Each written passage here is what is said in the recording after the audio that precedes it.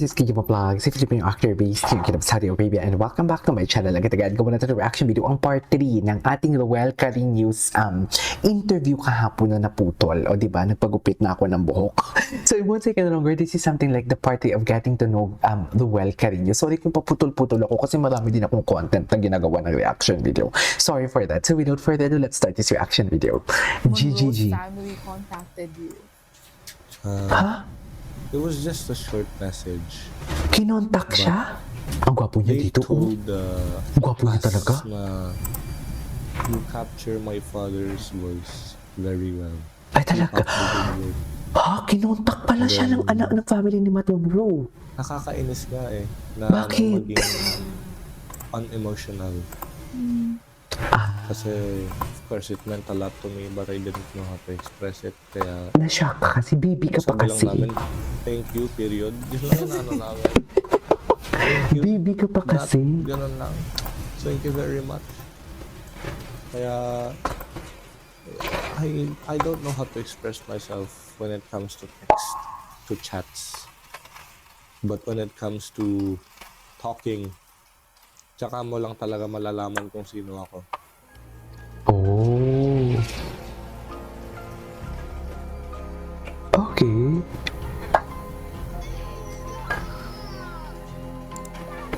Bakit may ads? Charis. Yeah, so that's why it's great we have this because now we get to know you here even more sa podcast na to. So, very interesting din na how your mind works. And also, when it comes to your outfits, nagkaroon ka ba ng parang makeover? Kasi from your first videos to your Yes, most recent, parang exactly. mas naging fashionista ka na eh. Exactly. Ito yung sinasabi That's the ko. thing. Akala ko ako lang nakalata. If Studio 5 or if It Bulaga, Studio 5 Bulaga, isa lang yan. But if they don't like your outfit, they have their own wardrobe to lend you for the episode. Kaya yung unang outfit ko sa It Bulaga, Okay. that was lent to me. During the semifinals, that was lent to me. But onwards, after the semifinals, they were my own outfits. Because I had the help of my kuya. Kuya niya. Ang gwapo His niya talaga. fashion sense is better than mine. Kasi kung ako pumaporma, Ipakita mo nga yung kuya mo kung kamukha mo. pang TBJ eh. Pang TVJ. Maong Anong ibig mong polo sabihin? shirt, tapos itatakin ko, sabay lalagyan ko ng sinturon. That's my ano eh. That's my forma. They always call me a senior citizen pag yun yung suot ko eh. So they always want me to wear baggy clothes. Baggy. I love They that. always want me to wear Uso polo yan shirts ngayon eh. instead of actual polos. Para lambot naman tingnan kasi you know, fashion nowadays, di ba yung look nila often soft. Kaya sinabi nila try these new fashion trends. I tried them. Some of them, I kept the ones that I liked. I threw away the ones I did not. So, meron ka din talagang style na gusto.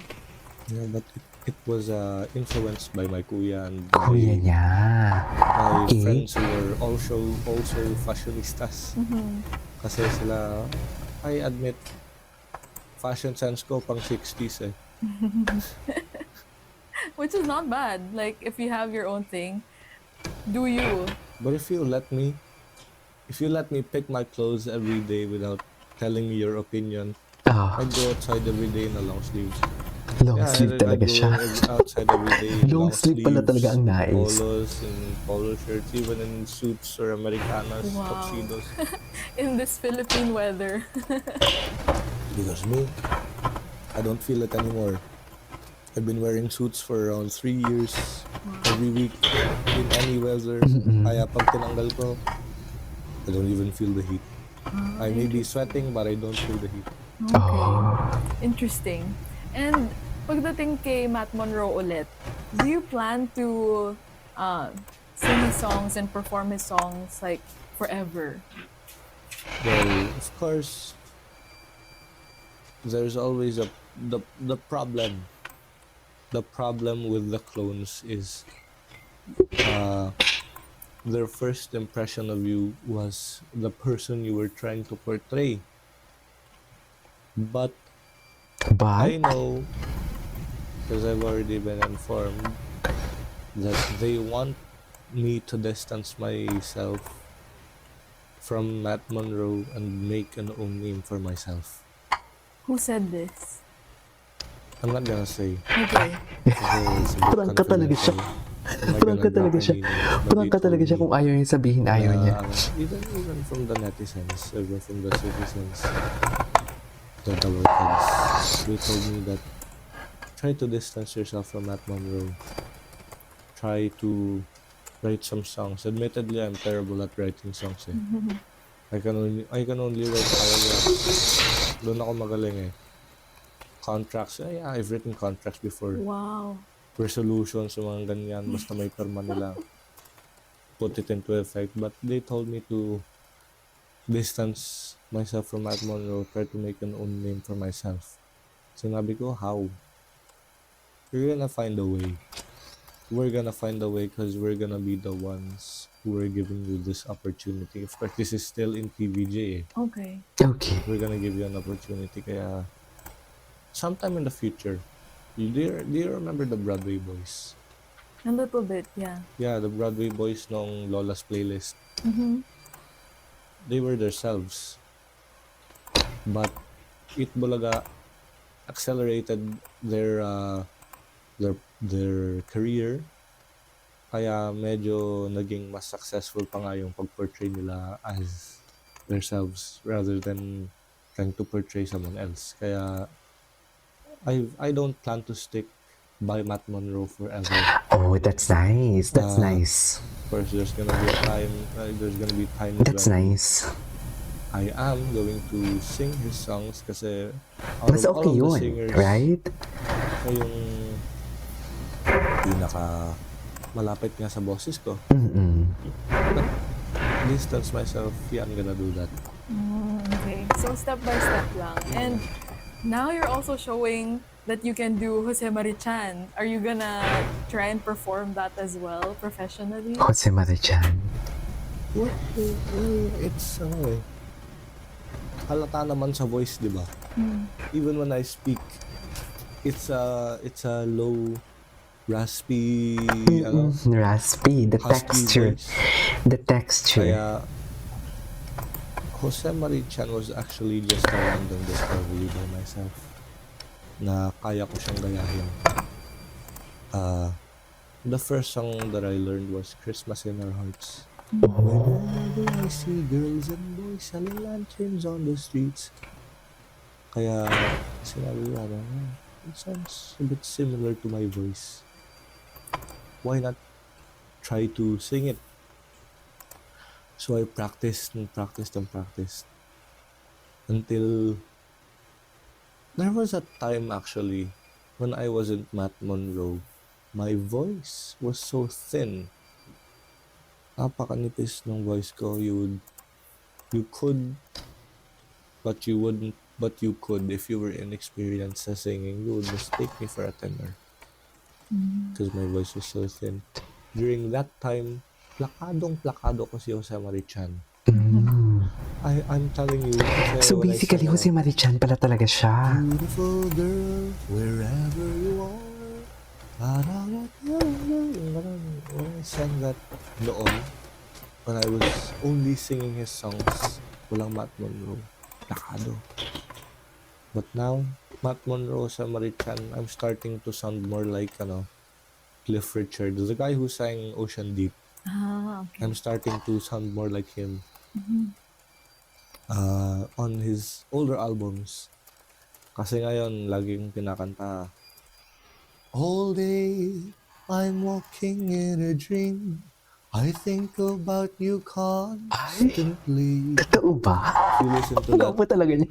sounds Tsaka like, yung kilay niya. they've always told Iba me, talaga siya. that I sound strange kasi it sounds like a combination daw when I sing like that. Tingnan mo yung It sounds kilay, like gwapo niya talaga. combination between Matt Alam mo, Monroe, Cliff mapakils Richard, ako and sa Jose sinasabi Marichan. niya. It's like three people in one. Dito tayo sa kilay Sabi ko, niyang how can- gumagalaw-galaw. How can I sound like three people in one? Dalawa nga na magkasabay. Mahirap na, paano yung tatlo? So, sabi ko na, ewan ko. Basta, I just know that you sound like them combined. Kaya sinabi ko, okay, tanggapin ko na lang. Yeah, ganun din. You can't change it. True, you're just singing. Yeah. Yeah, and when you're not singing, ano naman yung hobbies mo? Yeah. Singing used to be my dominant hobby. But now, it's only partly a hobby.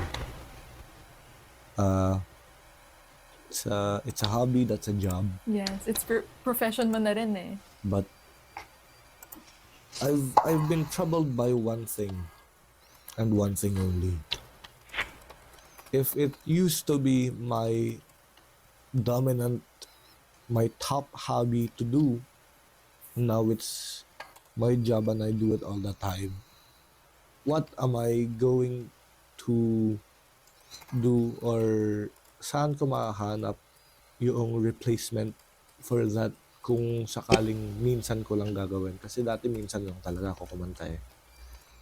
What's gonna be the replacement for this one? If I do it all the time, it's not a hobby. Kind of just like a hobby, pero more like a profession na. As of now, I Sorry. haven't found any replacement. But Sorry kung Gupong-gupo ako dito sa kanya kung ganito yung position niya. Very alpha siya dito. Kung tingnan niyo. Di ba? Very CEO ang atake niya. Of course, I'm just a Di student. kung may ang swerte nito maging abogado. I've always liked writing paragraphs, Oh. poetry if I can, and all of the other stuff. Actually, they told me that if you can write poetry, you can write lyrics. Exactly. Problema ko nga lang,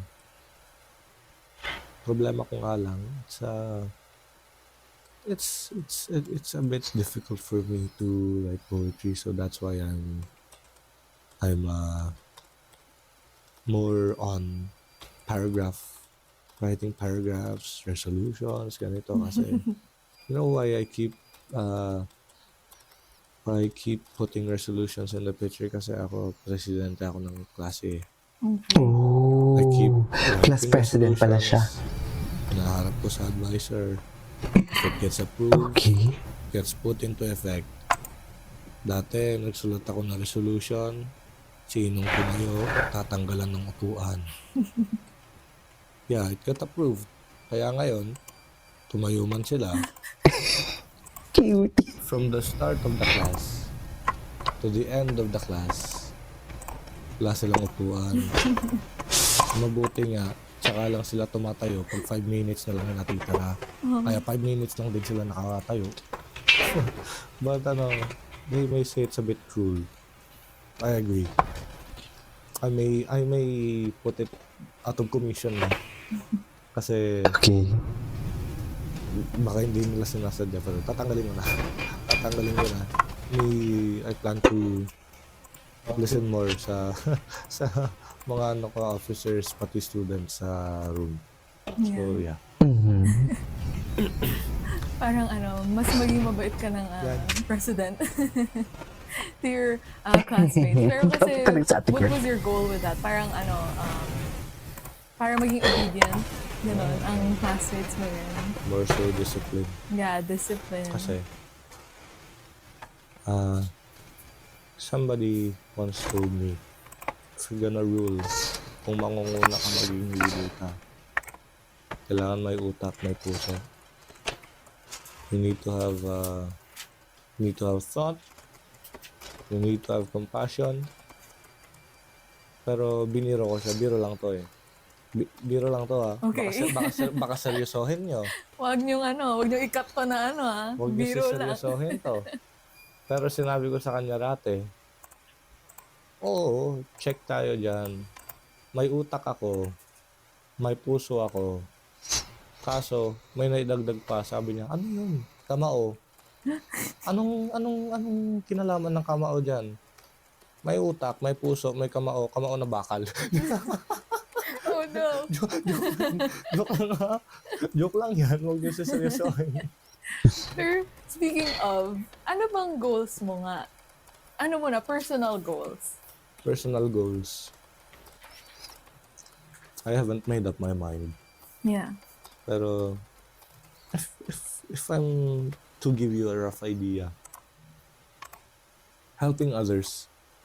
Kasi me, if it benefits me, good. If it benefits them, better. If it benefits all of us, betterer. Yeah. Better rest.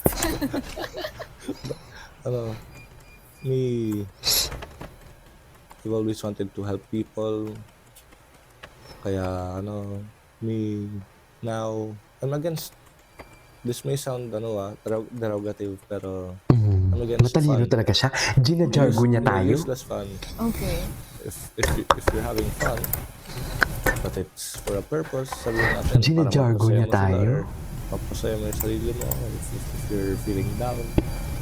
That's fun with a purpose. But if you do this, but if you have fun, and there's no reason to To what? do or have ganito, ganyan. Of course, you can have fun, but for me personally, why? You really are an old soul, no? Parang 70 years old ka na eh. Hindi 15 eh. If you have Old goals, soul focus talaga. on that. After you finish it, tsaka ka na mag-enjoy. Just like just like you said, old soul, tsaka lang nag-enjoy yung mga tao pag nag-retire na sila eh. Yeah. But Tere. that's a bit if you look at it kahit face value lang, it's a bit self-explanatory. They don't have any fun Dear, ang galing niya magsalita. Ang galing niya magsalita. Matalino talaga siya. Yeah. He is so smart. Start when you're young. While you're young pa. He's really smart. It's good Seriously. na you're very mature then to realize that na fun is also needed. Pero like you said, if sa tingin mo you need na to have a purposeful fun, why not? That makes sense then. Yeah. What about for work naman? Ano naman ang goal mo dun? Work.